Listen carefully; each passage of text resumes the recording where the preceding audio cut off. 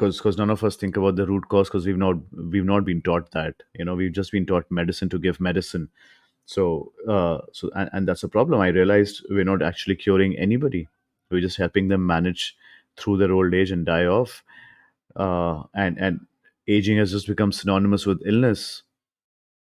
Dr. Ankur Verma, how did you find Carnivore? Uh, that's a good question, Dave. Thank you so much for having me on your channel. Uh, it's not that long a story. I've been carnivore for like 1.5 years now, but the story actually begins in 2021.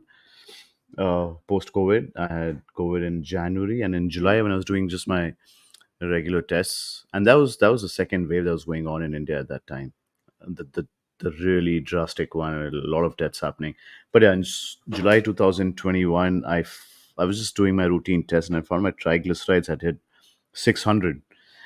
And that was a shocker for me. 600 triglycerides, and my triglyceride to HDL ratio had hit 16.86. And I didn't know about TG to HDL ratio at that time, just to let you know. But I realized that my sugar intakes and my carb intakes were obviously high, which had led to my triglycerides being so high. And that was the only thing about nutrition probably that I knew at that time as a doctor. Uh, I realized I actually did not know anything about nutrition. I actually realized I was never trained in nutrition in med school. So I passed out of my med school in 2006. So yeah, almost 18, 19 years, and I wasn't trained in nutrition.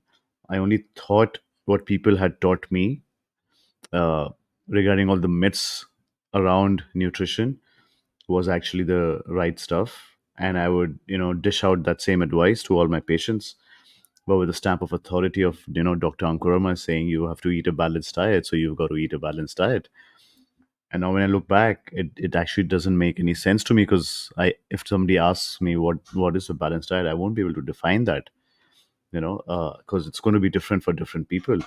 Even if I would tell people, have everything, but have everything in moderation, won't make sense, because everybody's moderation is going to be different. Uh, but yeah, I mean, that was a wake up when I used to work out. I've been working out since 2006. And at that time the trainers were like, eat whatever you want to eat as much as you want, because you're burning out so many calories in the gym. So you got to replace that. But I was always a meat eater. I always loved my meats, from childhood. At 2 years of age, that's what my family tells me. I would go around in the kitchen, clucking around that, I want to have some chicken, or I'll make some signs with my hands that I want to have some fish, seafood.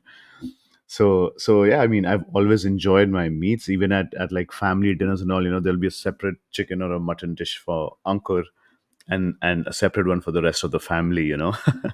So that's how much I enjoyed my meats. And but then obviously, yeah, I mean, they were always associated and consumed with a lot of carbohydrates, because we love our rice, we love our breads. I don't know if you've heard of the naans and the rumali rotis that we have, which you can just mop up all the curry with, which is fantastic.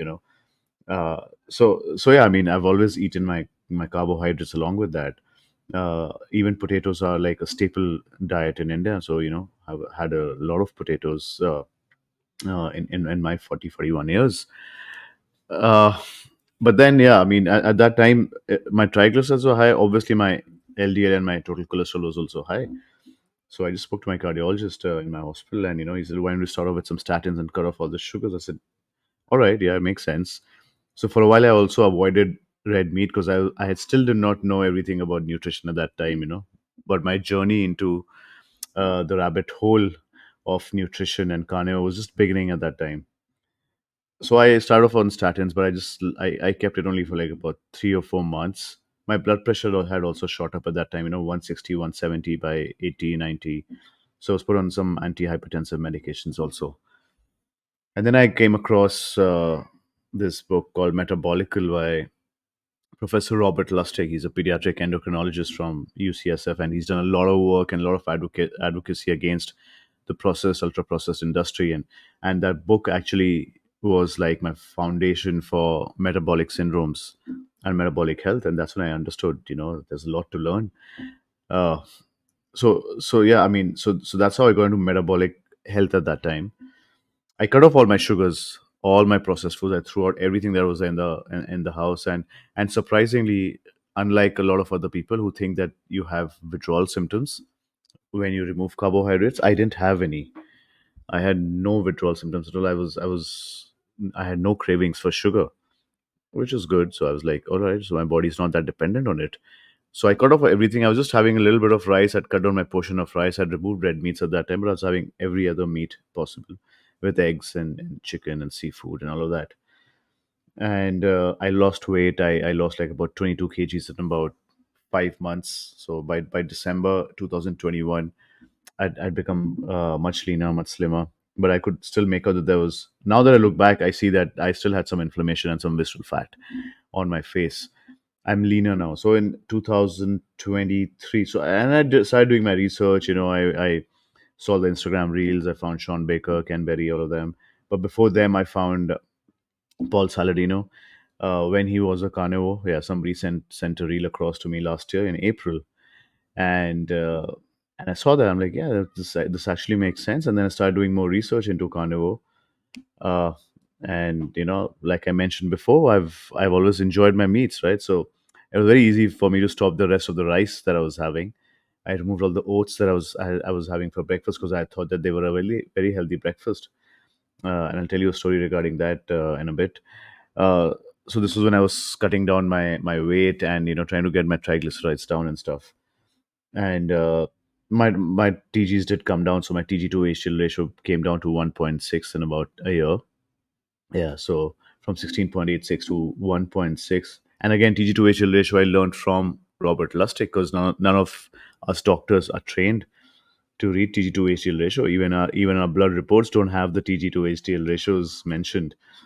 Uh, so so that was the thing, and then so that's how I went into carnivore last year when I saw Saladinos, and then I saw Sean Baker on Joe Rogan, and then Ken Berry, Robert Kills, and everybody, Anthony Chaffee, uh, and yeah, I mean, a lot of other symptoms disappeared. My heartburns went down.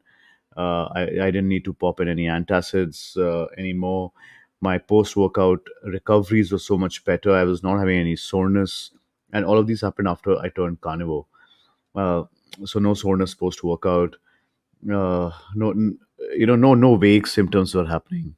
So it's been 1.5 years now, and I've become leaner. I've become fitter. I've had more stamina. Libido's up. Uh, yeah, and I feel, but there was something which I was discussing with my wife yesterday. We were at a Diwali party. So yeah, Diwali season is on. You must have heard of Diwali Festival of Lights in India. And I told her, that my bladder control has really improved. Earlier at parties, if I had to go to the washroom, I had to actually run, you know, and maybe go a little more frequently. Uh, so yesterday I realized that bladder control has actually improved, and it's got so much better. And I mean, you don't realize that you have symptoms until they disappear, right? So yeah, so that happened, and with the oats that I was telling you, at one point I started having clicking of my temporomandibular joints. This was in 2022 when I already cut down my weight and all. But yeah, because I thought oats were a good breakfast, so I used to have it every day. I used to carry it to work. And once I went carnivore, obviously that got removed. I went to my oral surgeons and all, and why is this happening? When I wake up in the morning, I'm brushing my teeth. My jaw is clicking, clicking, clicking. If I'm chewing, it's clicking. Sometimes it'll get stuck when I'm chewing meat and stuff. I have to just adjusted myself, and it was really weird for me. And once I became carnivore, these symptoms disappeared in like a month. The oral surgeons could not understand why this was happening.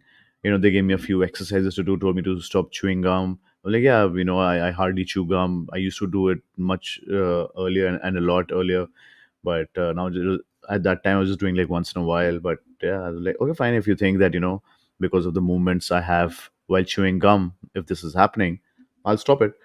But there was no difference. But when I shut off the oats, and when I started doing my research into nutrition and food, and reading all the papers and the books that are out there and everything, I went back to my biochemistry books also, by the way. So and then I hit on to oxalates. right? I got Sally Norton on my show, and I read her book, and then I realized that the oats were causing this, through the oxalate crystals that it has. They might have got collected and deposited at the TM joints, and probably that was the issue, because once I stopped eating oats, I was absolutely fine.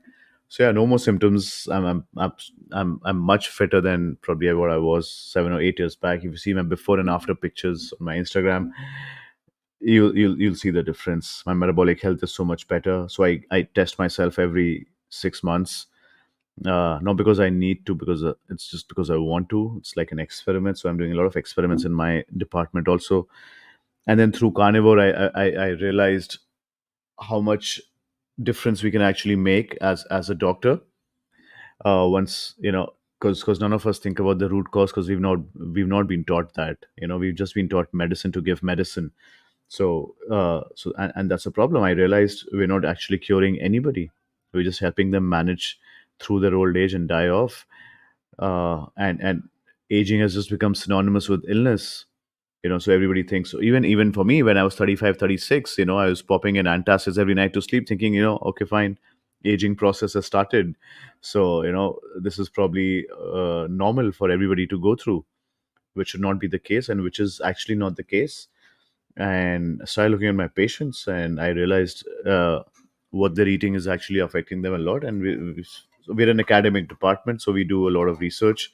We've published about 38, 39 papers till now, and we started a couple of studies on diet preferences and the non-communicable diseases the patients are coming in with, and the results are quite stark. So I mean, I wasn't surprised, but it's right out there. It's like I can see the matrix now, and I can see what's wrong with our population. And if people think that India is a very fit country, it's not. It's not a healthy country, no ways at all.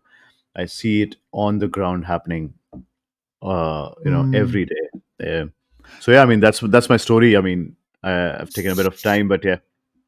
So that's something I wanted to ask. Like, how does this go down in India? Like, do you get people looking at you like, "What are you doing just eating meat?" And when you tell people, can they easily understand it?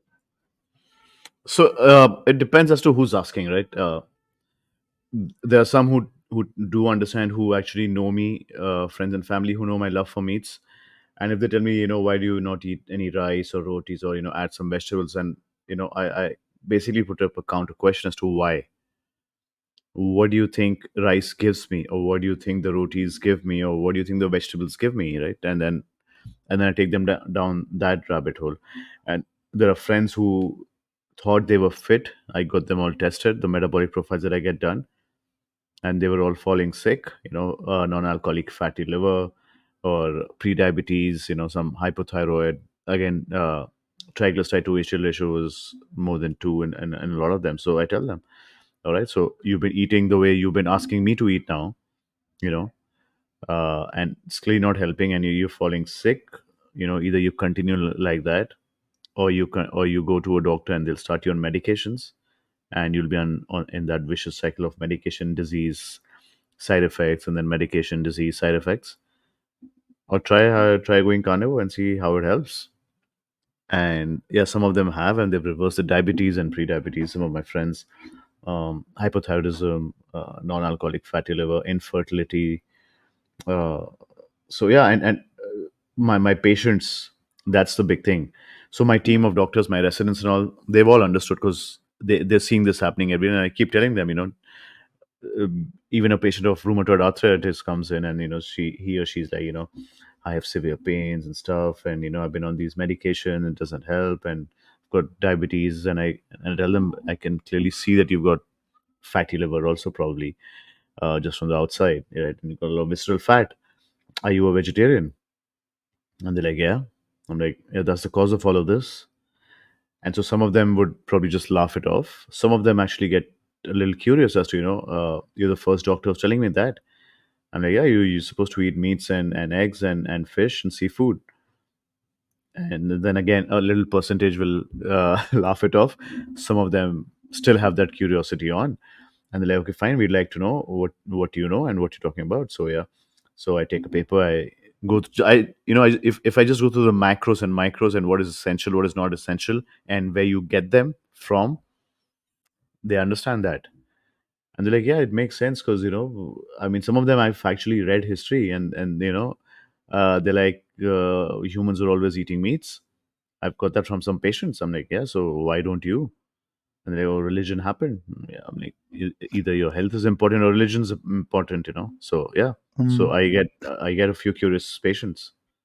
Yeah, and is it easy for them to make that transition from being vegetarian to moving across?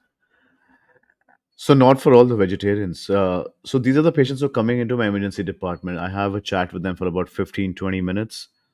I give them my Instagram ID, I give them my podcast, and and I share a few other podcasts that people should listen to, and I tell them that if you need any help, come back, and we can get you on. But yeah, I've had a few patients who've done online consults with me, and they're following up. Most of them have been omnivores, so it's easier for them to convert into a carnivore. In India, that's the problem. We have a lot of omnivores for sure, but they eat meats like once or twice a week. It's like a treat.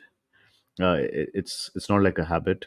So I would still call them completely plant based. And the research that we're doing also is about 63% of our patients are pure vegetarians, and the rest omnivores are eating once a week, once a month, maybe twice a week, and that's about it. And no, not a lot of junk food. So yeah, we're doing like a proper 35 question survey which has all the confounders, and yeah, India is sick. So we've got about 27-28% of the population which came in into our emergency department filled up the survey. Means that they were sick. They were already sick. These are the ones who filled up the survey. Then we've got some kids who we had to remove from the study.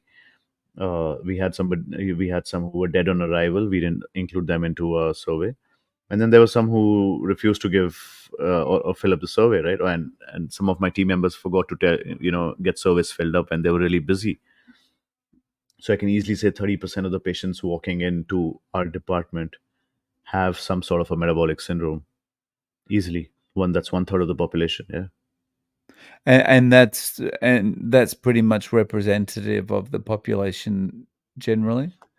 I'm pretty sure. I mean, obviously, I can't generalize for the whole of India, but we've got a lot of institutes in India, and if every one of them starts to share their data, which doesn't happen, most of these diabetes data and all which are coming out, and Lancet's picking up, are just from about 15 to 20 institutes who share the data, and we've got thousands. We've got just 20 in one city easily.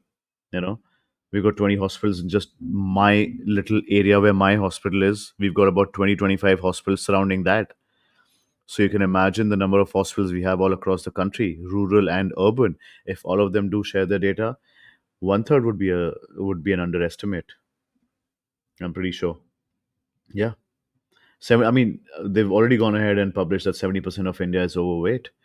So if 70% is overweight, I'm pretty sure 50% would be sick. So, Yeah. as India is, like, undergoing so much economic change, right, and so much economic progress at the moment, that's quite a serious issue, right? Because Yeah. that's gonna, over the next few decades, that's seriously gonna interfere with economic growth, right? Yeah, absolutely. I think you look at the US, I mean, first world country, and the economy is huge over there, but the people are also as sick as Indians, if not more, and vice versa.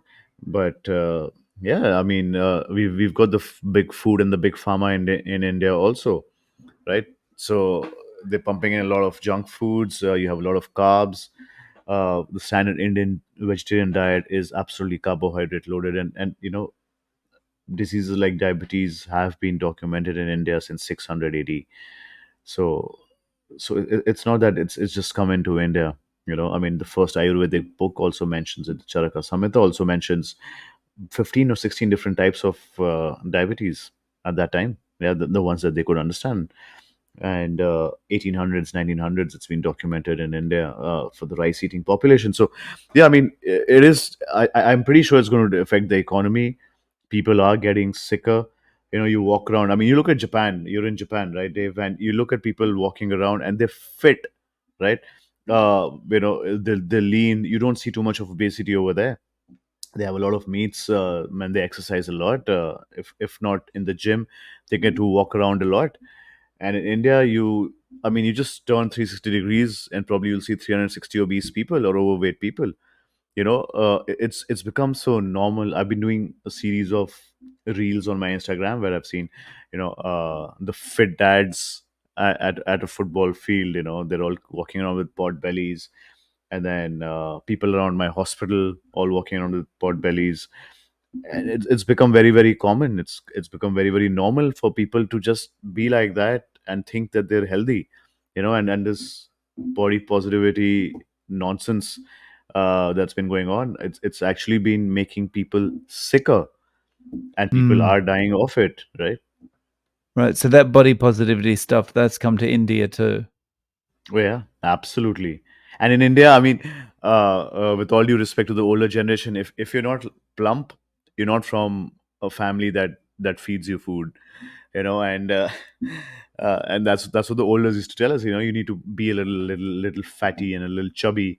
That's a sign of prosperity and health. And if somebody looks at me now and they'll be like, you become so weak, you know. So if you're lean, you're weak. If you're fat, you're healthy.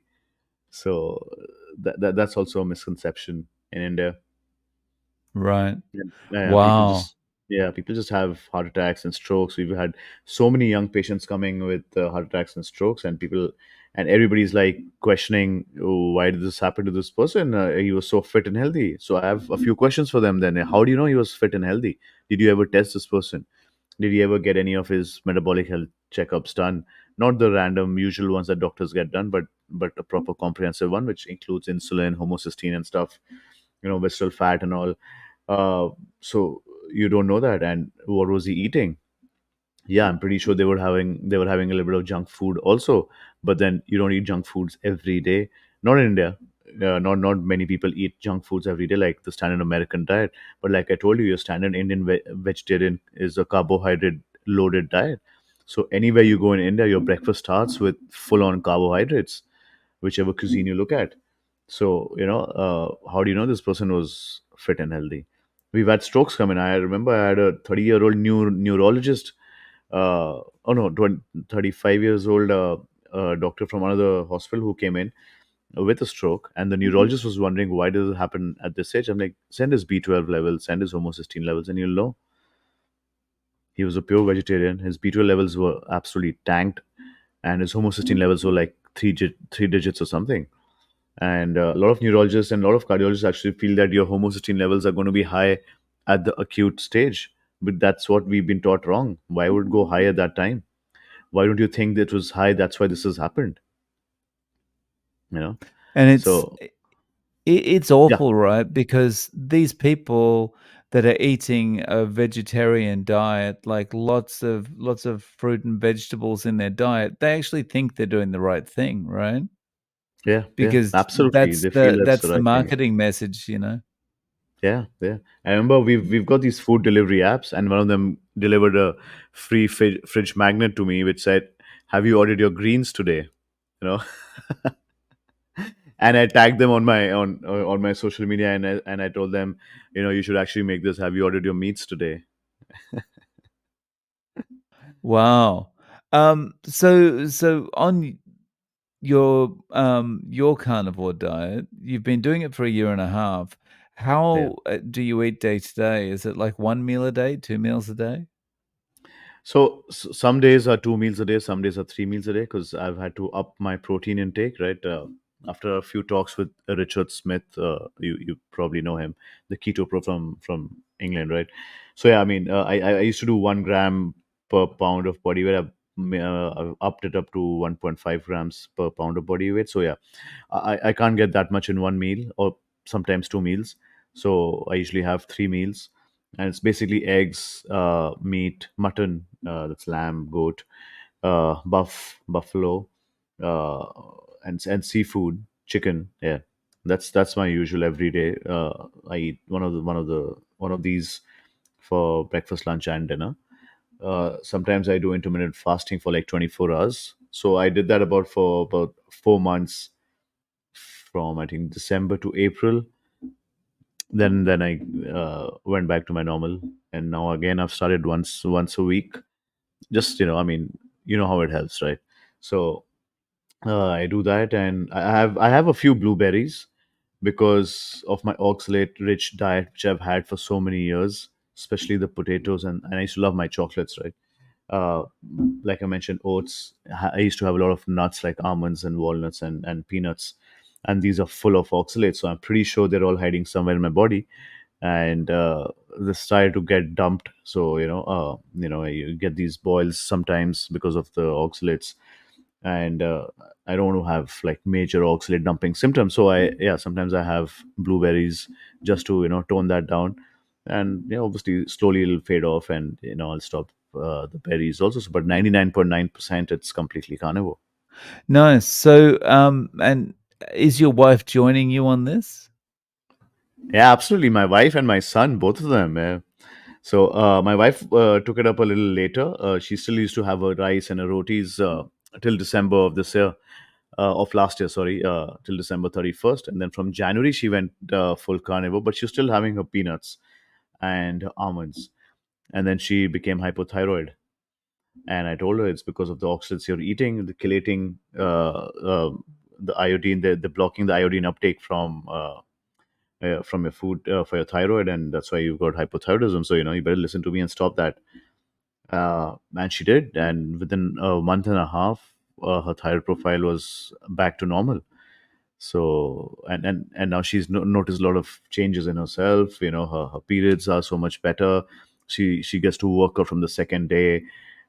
She feels much better from the second day. Earlier, I've as a doctor, I've had to administer her morphine for the pains that she used to get when she used to have her menses. We were in Bahrain, and I had to take her to my hospital, and I had to actually administer morphine to her. And even in India, I used to take her to my hospital and I had to give her injectables for that, but it doesn't happen anymore. And I told her, "Have you noticed that change?" She's like, "Yeah." So and she's gotten much leaner. My son loves to call himself a carnivore. Yeah, but he can't be 100% carnivore because he still has to have school lunch, which is again a vegetarian diet.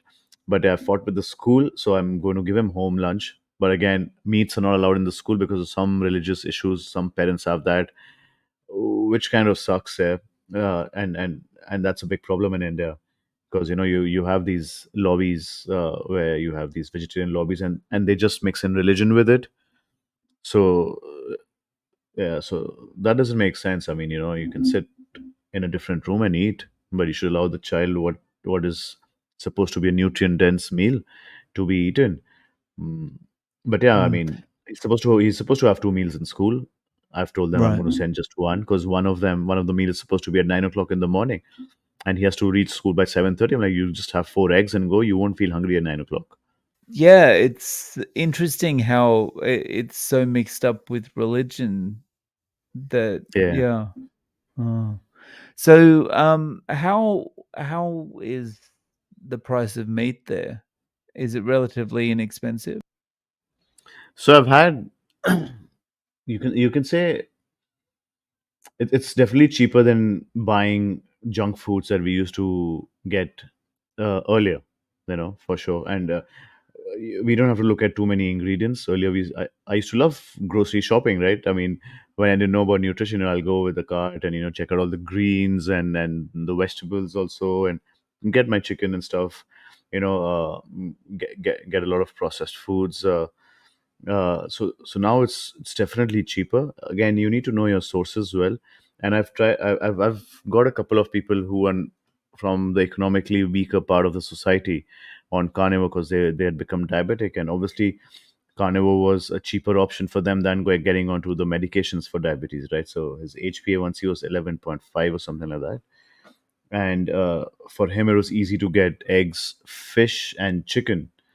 Yeah, in his locality, and he's continuing that. And his HbA1c has come down to like about 5.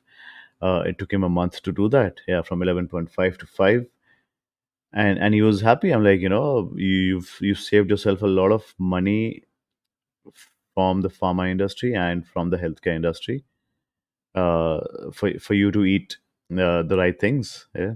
So it's not that expensive, but you can depending on where you're living, you can have different rates. I mean, people are actually waking up, but again, the per capita consumption of meat in India is still quite abysmal. It's just 3.5 or 4 kgs per person per year. Wow. Yeah. Um, but so that's impressive. A month to almost half the A1C.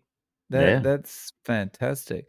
So, we talked about your patients before, but like, what are other doctors like Yeah. around you when they hear about this, or when you talk about, well, this person went from an HbA1c of 11 to 5 and that kind of thing? Are Yeah. they skeptical? So we've got a thought disorder because of the studies that we've done, that we don't want to learn, and doctors have become very egotistical, right? It's okay to have a little bit of ego, but then you need to have an open mind to actually understand that what you've learned was not right. Acute medicine is perfectly fine, that's all right, but for chronic diseases, you need to know the root cause, and the root cause in most of them are the food items that you're eating and the nutrition that you're getting, or the nutrition that you're not getting actually. So that needs to be understood, and not many doctors are open to it. My department is, because I've shown it to them. I've shown them the difference in me. They have seen me change. They have seen me reverse syndromes and a lot of other people that I know. My the head of my department actually went on to Carnivore, and he got off 2 of his antihypertensive medications and lost a lot of weight. So again, so my team saw that, and even if they're not non-vegetarians, and if they're vegetarians, they're still telling the patients to start eating meats, which is a good sign. And obviously, it takes a little bit of time. My team's definitely on board for Carnivore. They're definitely on board. And so I've been doing this experiment with MRIs after I had a chat with Sean O'Mara, and I did my own abdominal MRI, and I showed everybody the little amount of visceral fat that I have as compared to the rest of my team, although 3 or 4 of them, and everybody eats a different kind of a diet, including a pure vegetarian who had a massive amount of visceral fat, and she was shocked. So she started having eggs the next day, and trying to get off her cereal and grain diet, basically. So that's happening. My nurses are watching the same. They're looking at it. There are other specialties that I've had discussions with, and again, it's difficult for them because they've been vegetarian because of religious reasons. So first, they don't get the taste. Secondly, it's a religion which is stopping them from eating the meats, which is actually not right, and they understand that. But let's see if I can influence them or inspire them. I don't actually want to influence. I want to inspire people, right? I went to a few conferences where I spoke about this, and the last one I went to, there were endocrinologists who were the chair people, and I was speaking about how cholesterol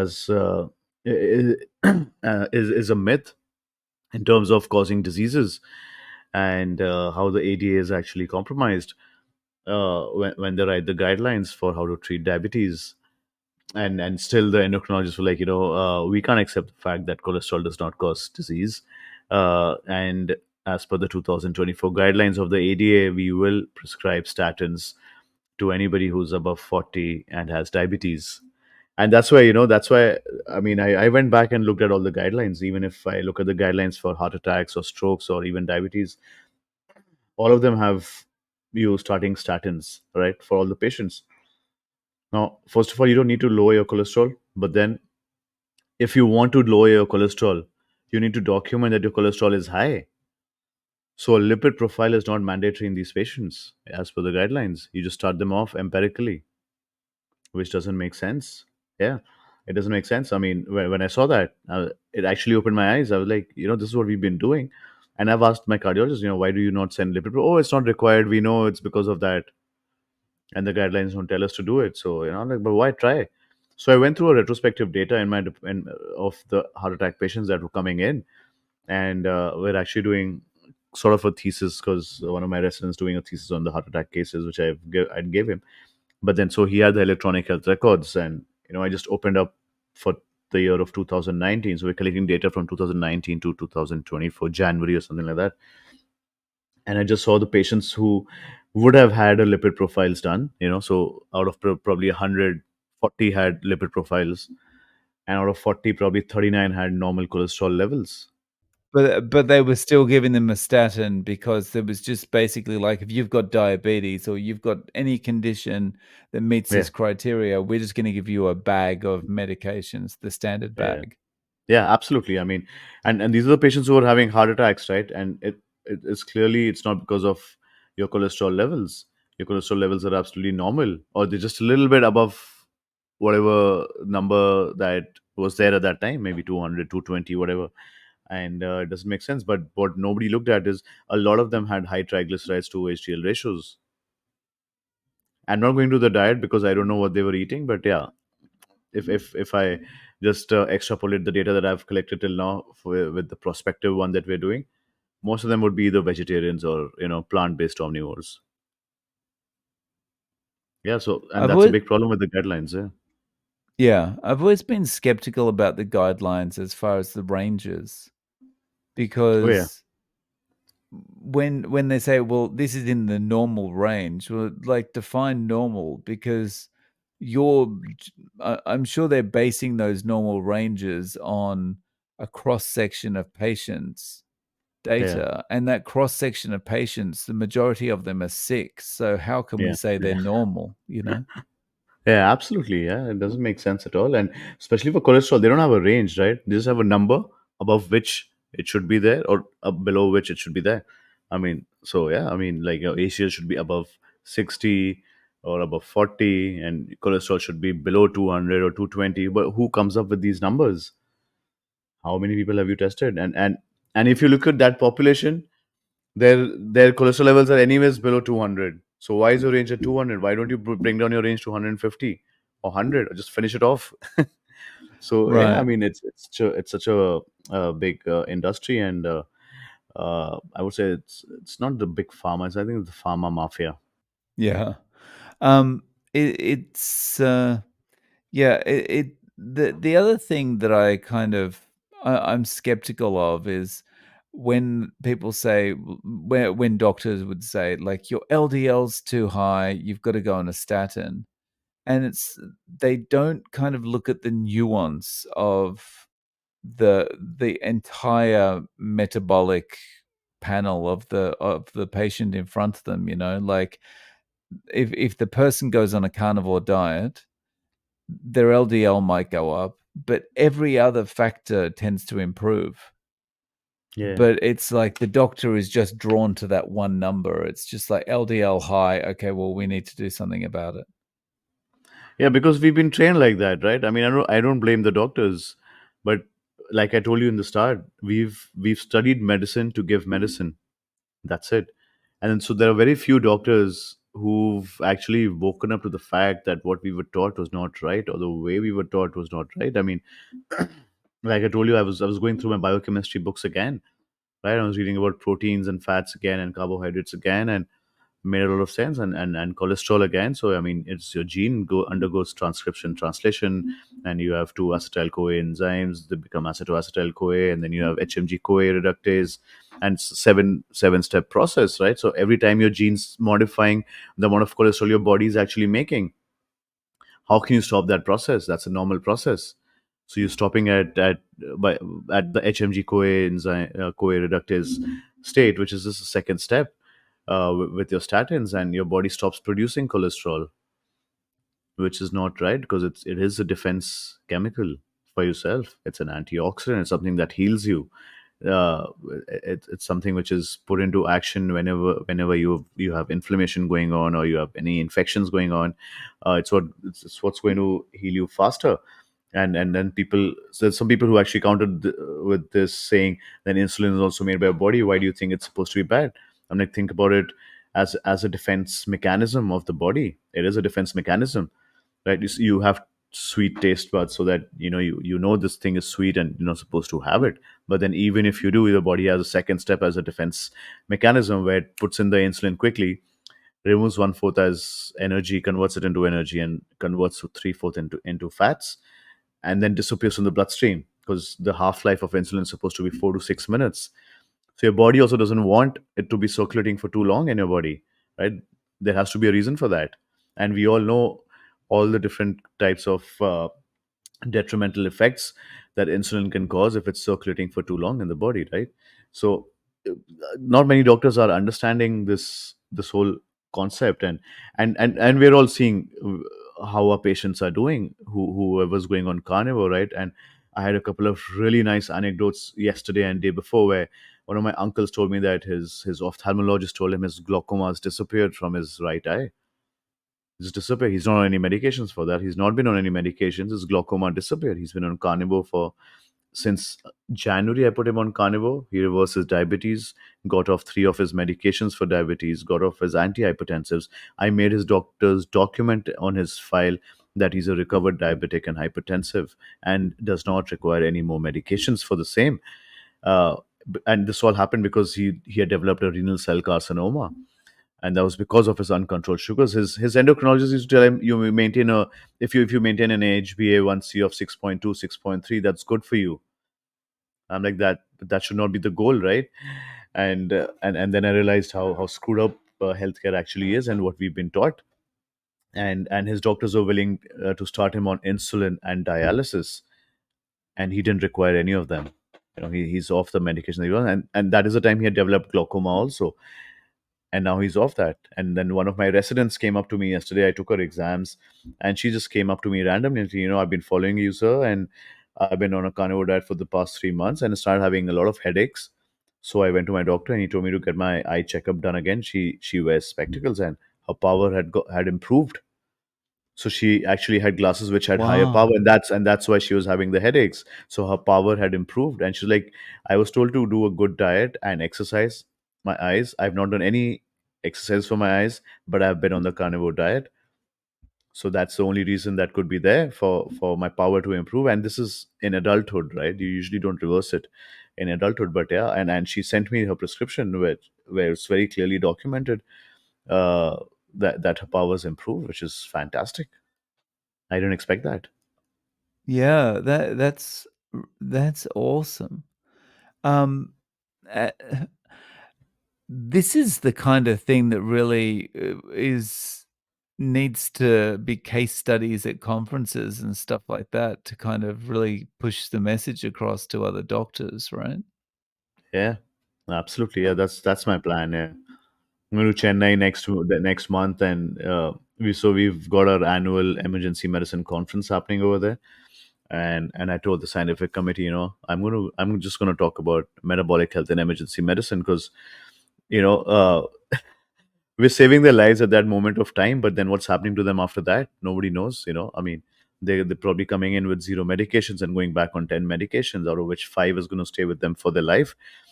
Whatever little life is left, we have no idea. They might die off in 2 months because they're still going to eat that crappy diet, and the doctors are going to get them off their red meats. They're going to tell them not to have egg yolks for sure, 100%, and that's only going to be detrimental for them. So the message actually needs to keep going out regularly. I've done it for 2 or 3 conferences in India. I'm going to do it again in one of our biggest ones. Trying to do that in Canada next year. Let's see if they accept it. Yeah, that's great. So, it does feel like, even though it sounds like there's some resistance, it does feel quite it feels more positive than I would have expected. The Yeah, we've got a huge population, Uh-huh. the number one population in the world, right? So yeah, it's going to take time for it to spread out and actually get uh, both kinds of reactions. I've come in contact with a lot of Indian carnivores, mostly women. That's a good. I mean, that's a surprising thing for me. Mostly women, and I've had them on my podcast, and not many men carnivores. But I'm sure they're out there. Just haven't found them yet. But there's a huge community in India called DLife.in, started by Anoop. So this guy, he basically he's an engineer, and in 2011 he was diagnosed with diabetes, and he said, "I'm not going to take any medications," and he went into his own research, and and spoke about the low carbohydrate, high fat diets at that time in India, and he came up with 100 maximum less than 100 gram of carbs a day concept, especially for the vegetarians, and he reversed his own diabetes, and he was more of a plant-based omnivore, and he's a carnivore now.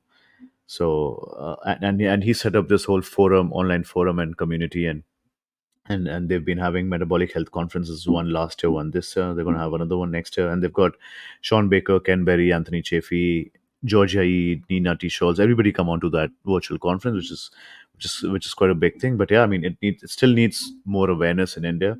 A lot of people are doing it. We've had endocrinologists in Bombay, Roshni Sanghani.